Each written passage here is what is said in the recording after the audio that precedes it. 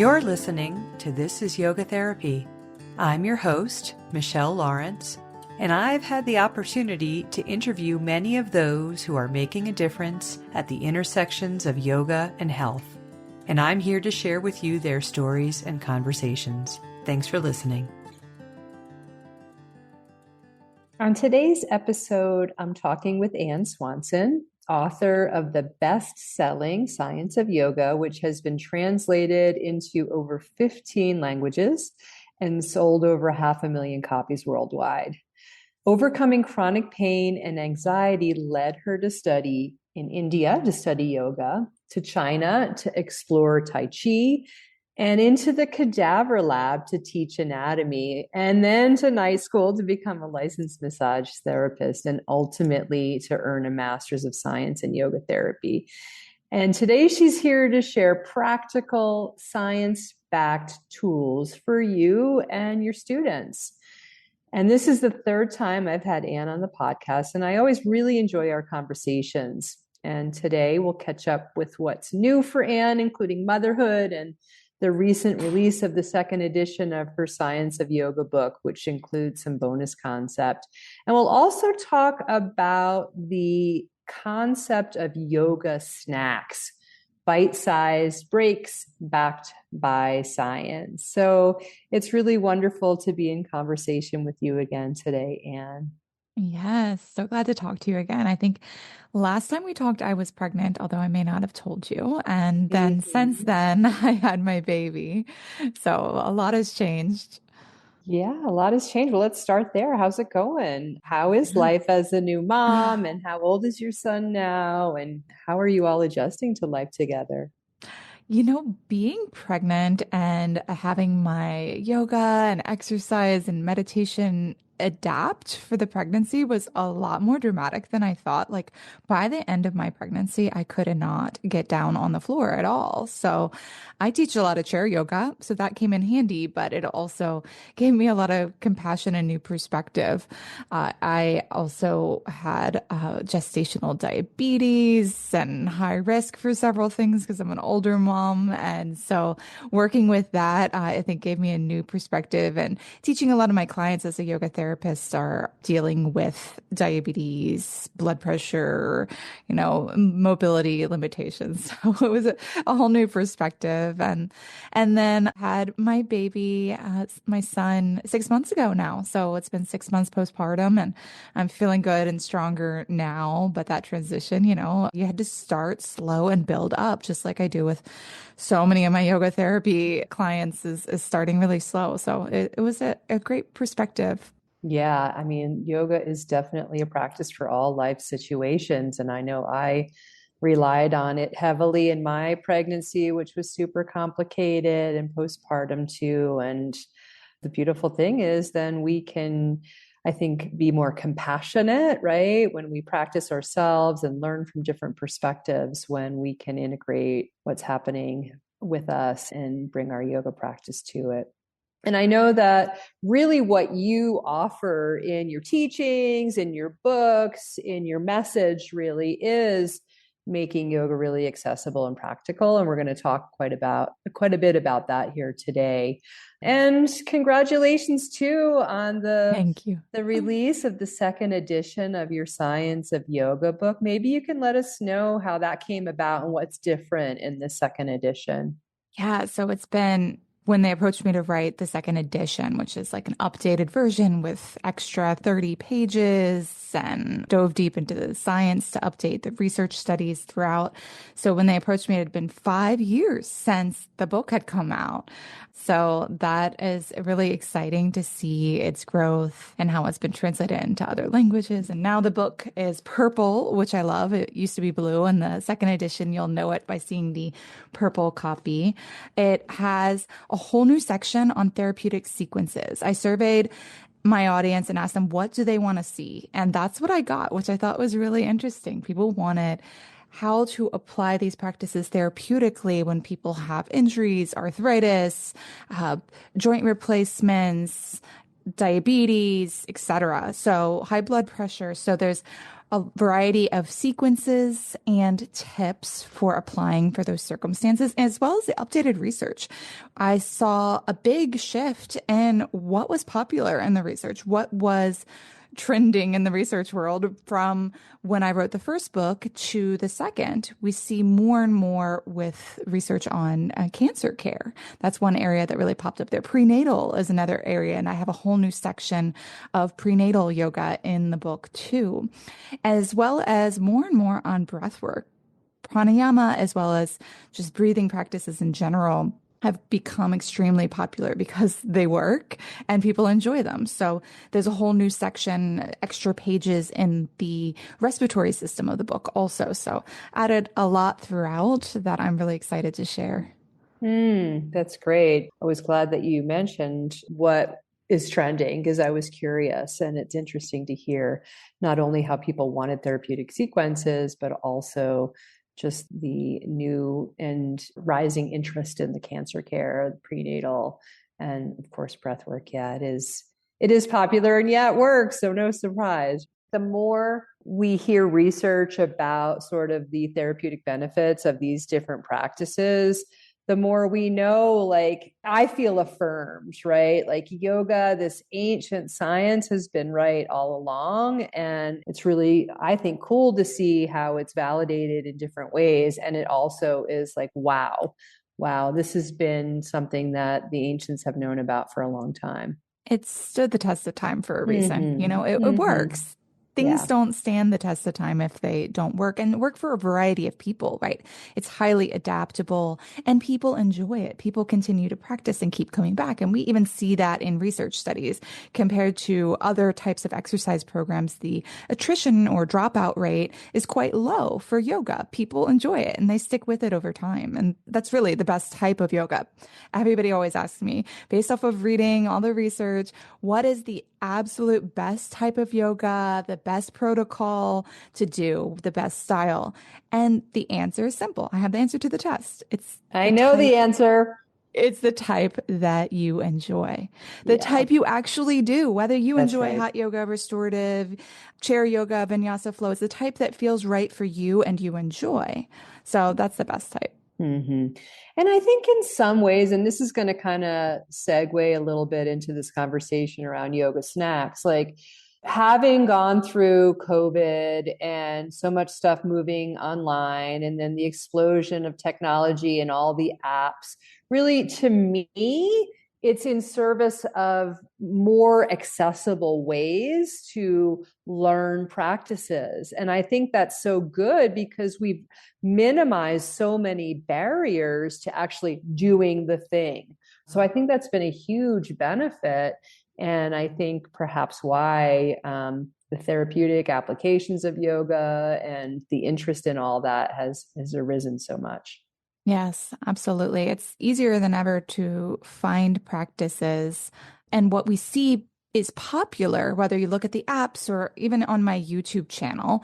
When I do a 30, 40-minute video, doesn't do well. 5, 10 minutes goes viral.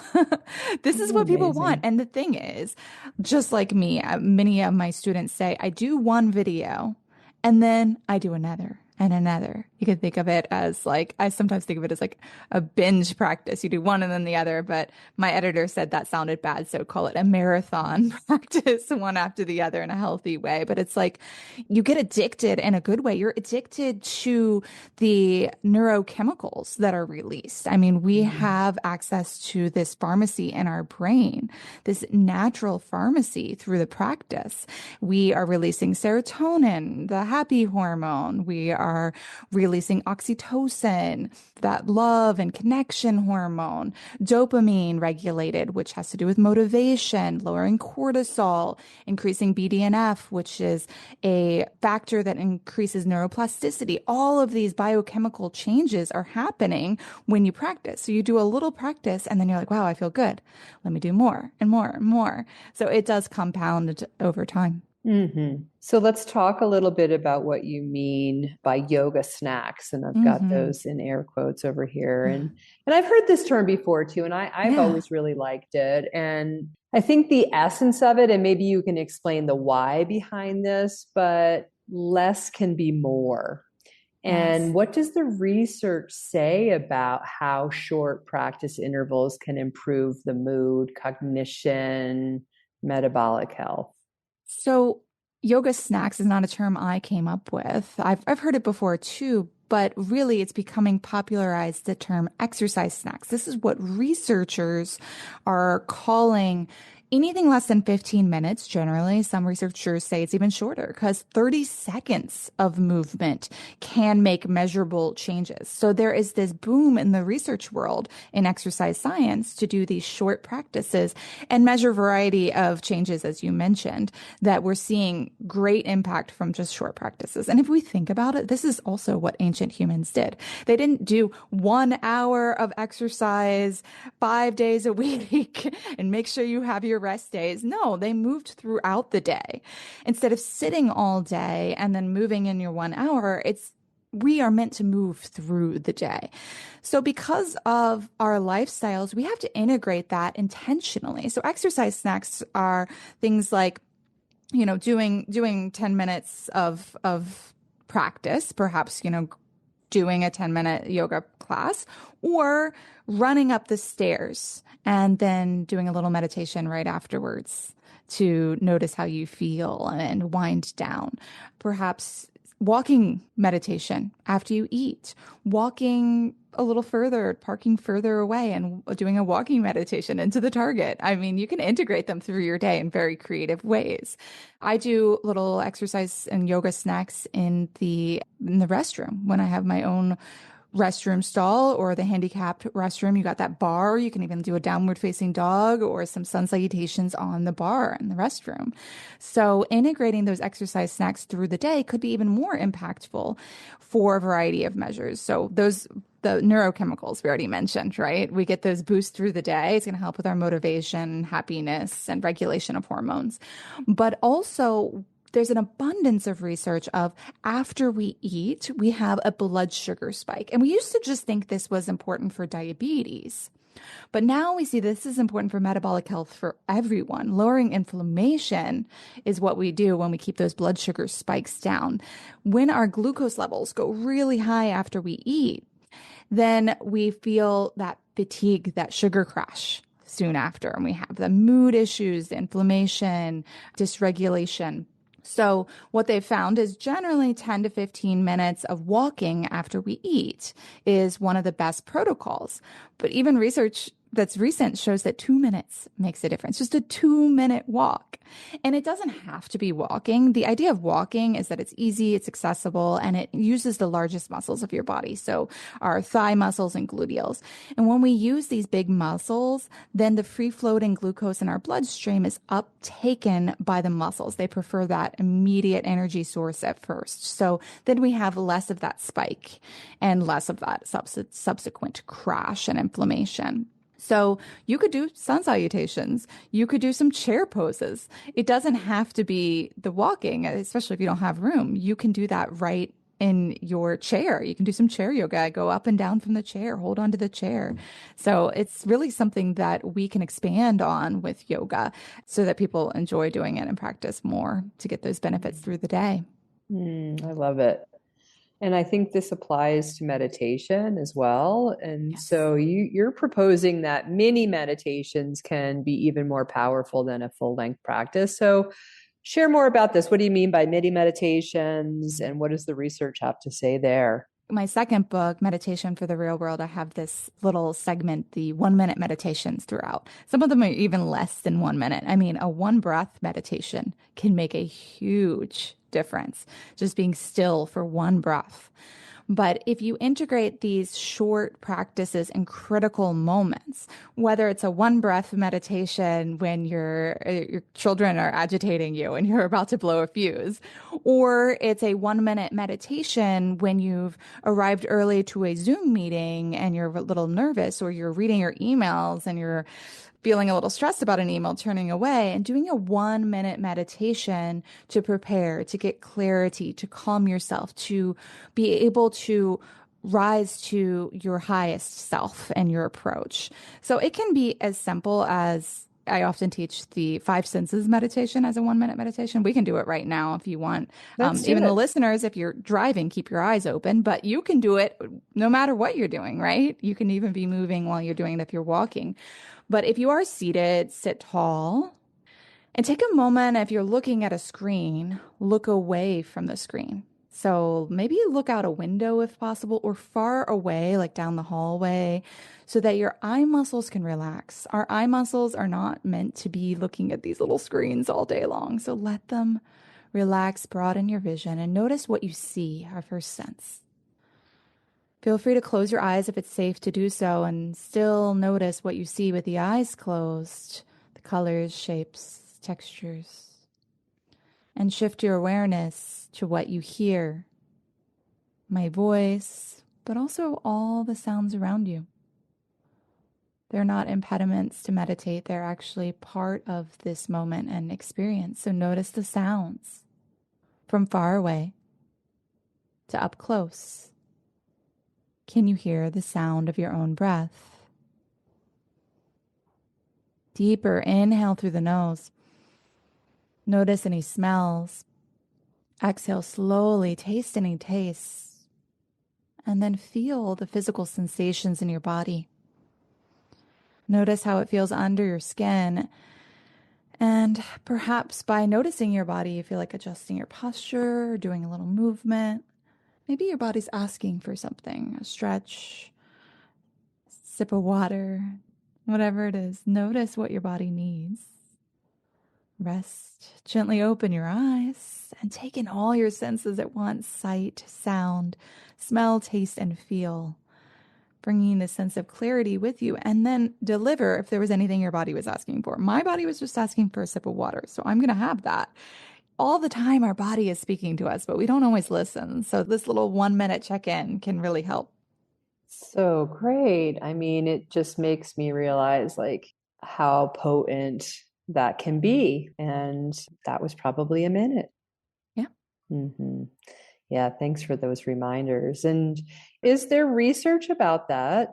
Did you already speak to that? That's actually something that people ask all the time too. Like, Yeah. what's the best type of yoga? And then what is the proper dosage of yoga and meditation, right? And typically, when we're talking about these big claims we have, like yoga reduces gray matter or reduces the size of the amygdala and increases gray matter in the prefrontal cortex, helping cognition and reducing fear. When we talk about like a claim like that, we are looking at typically 8 weeks, twice a week. Maybe sometimes there's some homework in there. Often practices meditation is like 20 minutes long, and yoga is about an hour long in those protocols. So that's our typical in yoga research for most of the claims we have. That doesn't mean shorter times don't work. It just means that's not what is often done in protocols. Now we're seeing more and more protocols, especially with breath work and meditation, where people do a practice for less than 5 minutes. Hmm. And we're seeing immediate effects. We can also see immediate effects, whether, for example, there's some studies where they measure the salivary cortisol. Those levels can go down immediately within 5 minutes, I've seen in studies, as well as sometimes we're looking at the electrical activity in the brain, which changes immediately while you're practicing. The certain areas that are activated, the brain waves moving from beta brain waves that focus to relaxation, alpha, and then we go into deeper brainwave states with meditation. And it can happen quite quicker. It doesn't need to be that longer practice. So we're seeing more and more research like that pop up. Yeah, I love that. And I mean, that's how I practice meditation, right? And it gets me to do it regularly. And again, it's kind of like removing the barrier of, I don't have 30 minutes right now or an hour right now. Rarely do I, but is that going to prevent me from sitting down for 10 minutes? No. Or getting on my mat and moving for 15 minutes? No, right? And what are all the ways? And that's what we do as yoga therapists. Most of our clients don't have an hour and a half in a stretch to Yeah. dedicate. And so we have to come up with creative ways that they can take these things on in the midst of their daily lives. People stick with it better, that's for Yeah. sure. And people stick with it better. And I think it also has a better influence on the moment to moment experience. I think that what we've been talking about here is interventions as well, right? Interventions before you react. And when we can insert those into life instead of keeping it on the mat, then that's how we make this practice really meaningful and purposeful. Yeah, it's tools to regulate your Yeah. nervous system. And if you can use them in those moments, then they're going to be more effective. Just try it for yourself. When you're Mm-hmm. really freaking out before you give a presentation, or for me, it's at the doctor's office, I tend to pass out, right? So before you go to the doctor's office, when you're in the waiting room or while I'm waiting there with them, I integrate practices. And that's when I see the big impact. Mm-hmm. Yeah.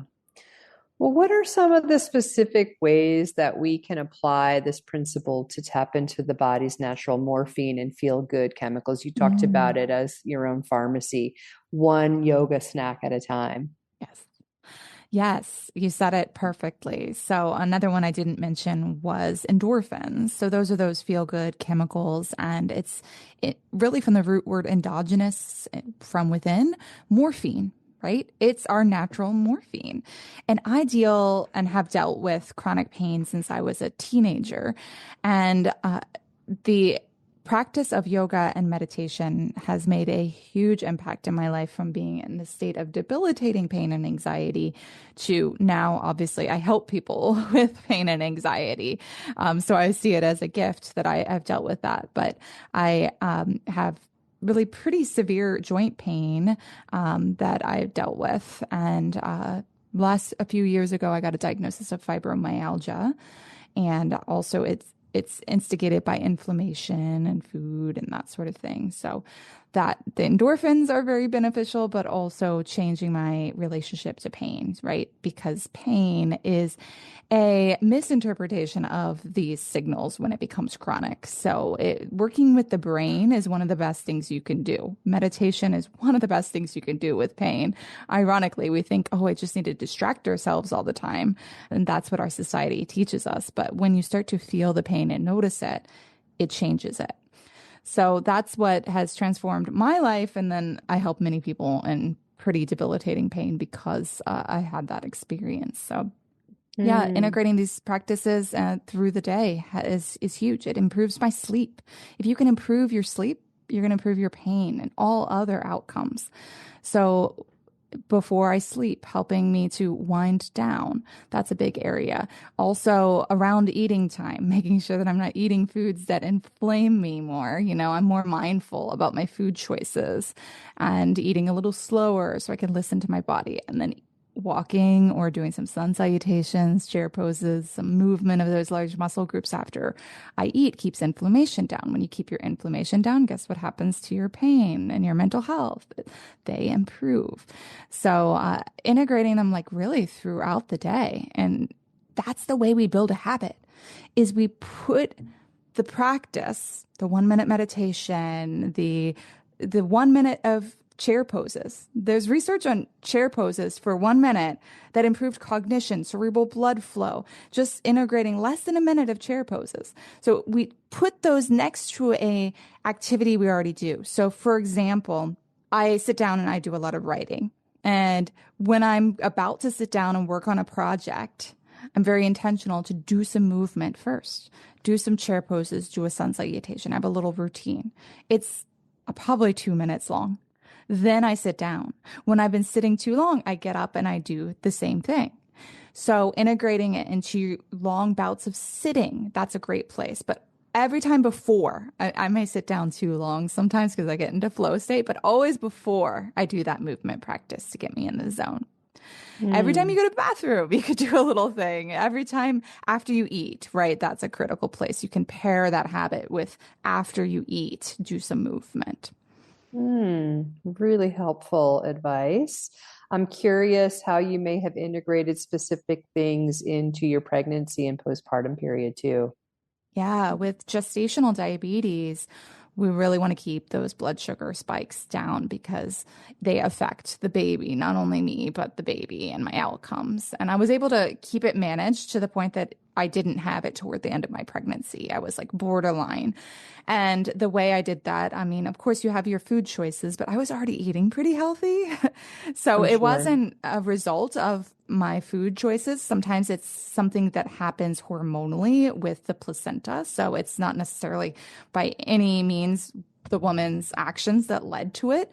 So it wasn't so much food for me. So I just had to keep those spikes down. So I would always walk after I ate. I would do a walking meditation in the backyard barefoot because we know that when you're barefoot on the actual ground, whether it be grass, sand, stone, or you touch a tree and you touch nature, physically touch nature, get down on the ground and do yoga. Don't put a yoga mat down. Touch the ground. When you do that, we see reductions in inflammation and improvements in anxiety and depression. We even see reductions in blood sugar spikes, literally from just being barefoot, touching the ground. Scientists call this earthing.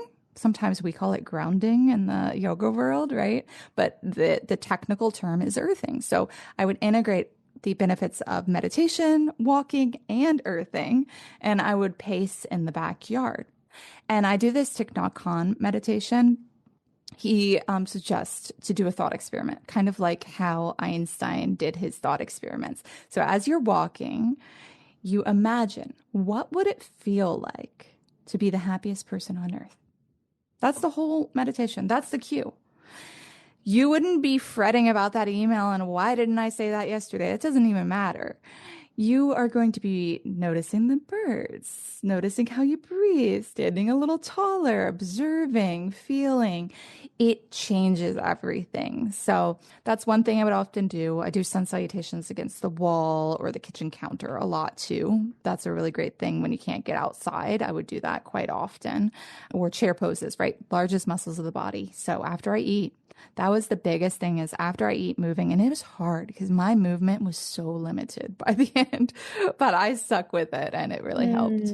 That's really awesome and so practical. And I just love that. I've never heard that Thich Nhat Hanh Mm. meditation prompt before. I'm going to do it because I'm such a big walker. And yeah, wow, that feels like it would change. It would change the dynamic and the outcome of the walk for sure. And this thing about chair pose and the leg muscles, I feel like I read some research that validates that, but coming from the other angle, that there was some correlation in older folks between their cognition and Mm. their leg muscles, right? Leg And muscles, and the dementia. Yes. yeah, yeah. So if you can strengthen your legs, they see this in twin studies. Hmm. So identical twins are this wealth of knowledge for research. I have And identical twins. you I think about you all have the children, research. identical twin children? Yeah. Oh my gosh. Well, you can do it through observation. Maybe That's they right. wouldn't want to be in mom's No, study, but no. a lot of them are observational. So we look at, at an identical twin who's 80 years old and one of them has dementia, but the other doesn't. That's when the doctors and scientists start get really interested. What's the difference? And they saw that thigh muscle strength was a big area. So Mhm. when people think about practicing yoga and yoga therapy for the therapeutic benefits, a lot of times they think of restorative yoga, yin yoga, relaxing yoga, which is all good. But really, for most of the things, we need to get up and move. For arthritis, for cardiovascular disease, for diabetes, most people need to move more. And so we need to strengthen those large muscles. So that's where we need warrior poses, chair poses. If you can't do it in the center of the room, do a wall sit. Get in and out of a chair. When I worked with in the retirement community with people in wheelchairs, maybe they wouldn't stand, but they'd be squeezing their thighs as if they're trying to come to standing, right? Like work those big muscles in whatever way you can. Put a block between them, squeeze your thighs together. Engage your thigh muscles. That's going to be really critical, as well as core muscles. And that includes the back muscles when we talk core. So those big, strong movements are really important.